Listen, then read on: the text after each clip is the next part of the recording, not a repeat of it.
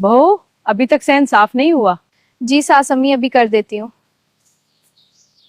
अम्मी, मैं शहर से आ गई हूँ। अरे मेरी बेटी, आओ आओ। नंजी, खुश आमदीद। बहू जल्दी खाना बनाओ, मेरी बेटी भूखी है। जी सास अम्मी, अभी बनाती हूँ। पहले सालन बना लेती हूँ, फिर रोटियां पकाऊंगी। भाभी, आप सुबह से काम कर रही हैं। अम्मी, भाभी बहुत मेहनत करती हैं। हाँ, मगर काम तो करना ही पड़ता है।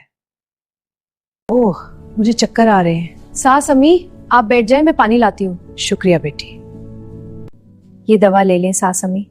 बहू, तुम सारी रात मेरे पास बैठी हो। जी सास अम्मी, कोई बात नहीं। मैं तुम्हें हमेशा डांटती रही। आप मेरी बड़ी हैं, ये मेरा फर्ज है। आज से तुम मेरी बहू नहीं, मेरी बेटी हो। मम्मी सही कह रही है, भाभी बहुत अच्छी है। इंसान की नेकी एक दिन जरूर सामने आती है। जी सास अम्मी, मोहब्बत से ही घर बनता है।